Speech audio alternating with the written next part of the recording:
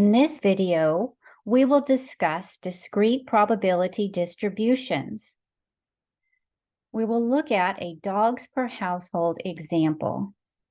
Suppose we are given the number of dogs per household in a small town. The random variable x represents the number of dogs per household, and the probability of x represents the probability associated with each random variable. In this example, we can see that the number of households that have 0 dogs is 0.672. If we want to say that as a percentage, we can say that 67.2% of households have no dogs. We can say that 20.7% of households have 1 dog. 8.1% of households have 2 dogs. 2% of households have 3 dogs. 1.2% of households have 4 dogs. And 0.8% of households have 5 dogs. We want to find the mean, the variance, and the standard deviation for this distribution. We have a formula for the mean, and the mean is equal to the sum of x times the probability of x. To use this formula, we have created a table. In the table, we can see that we have listed each random variable with its associated probability. We want to multiply each random variable by its probability.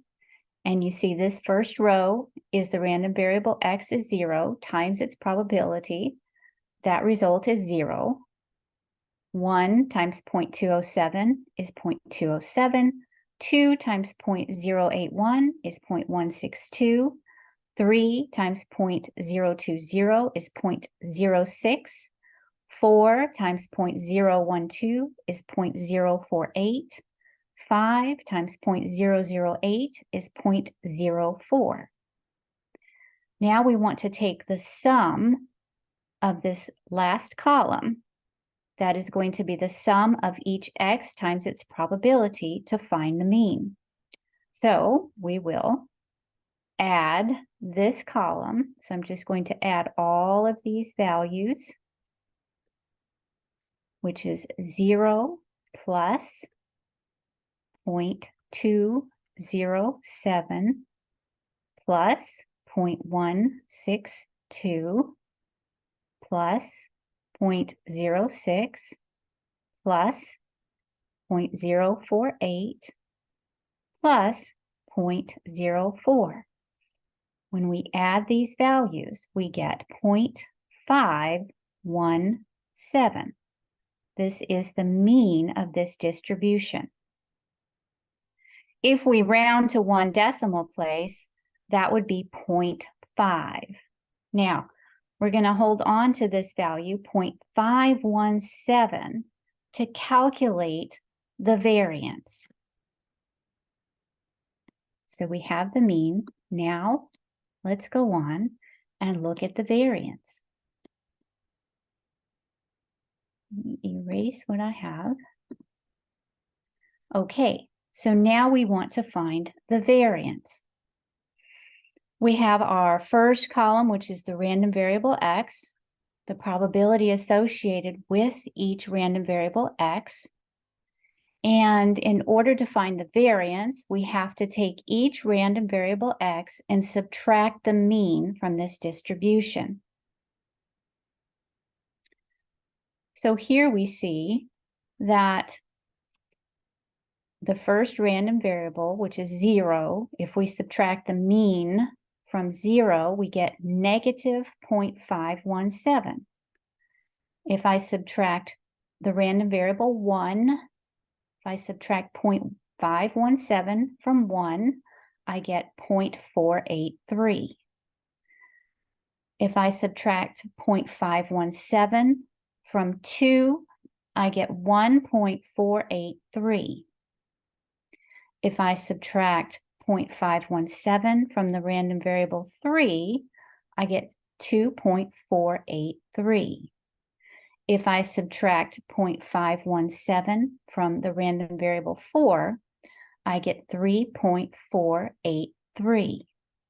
If I subtract 0.517 from the random variable 5, I get 4.483. So in this column, I have subtracted the mean from each random variable x. Next, in the next column, I'm going to take this difference, x minus mu, and square it. So if I take negative 0.517 and square it, I get 0.267. If I take 0.483 and square that value, I get 0.233. If I take 1.483 and square it, I get 2.199. If I take 2.483 and square it, I get 6.165. If I take 3.483 and square it, I get 12.131. If I take 4.483 and square it, I get 20.097.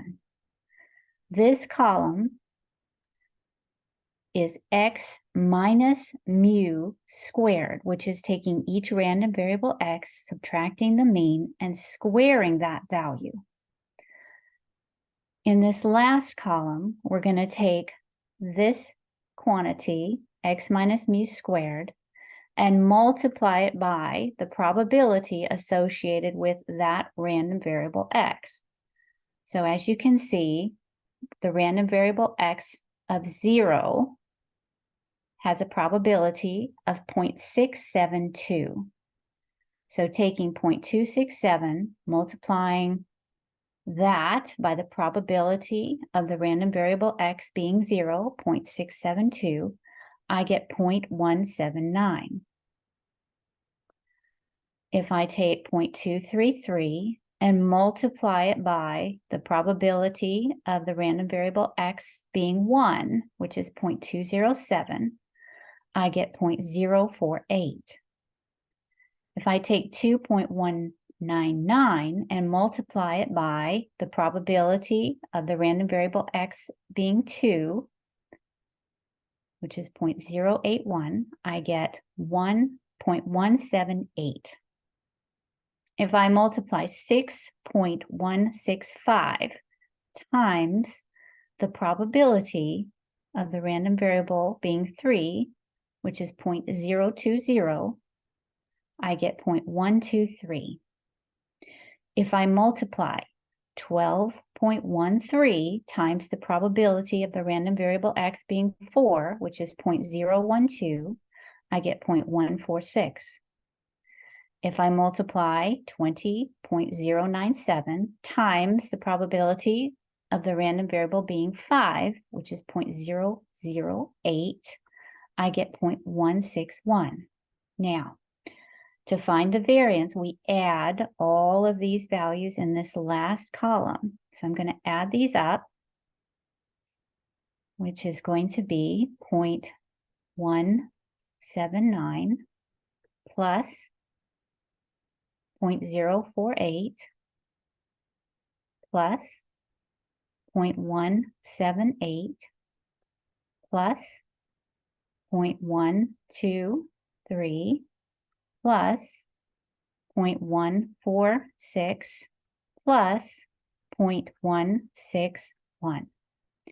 When we add these together, we get 0.835.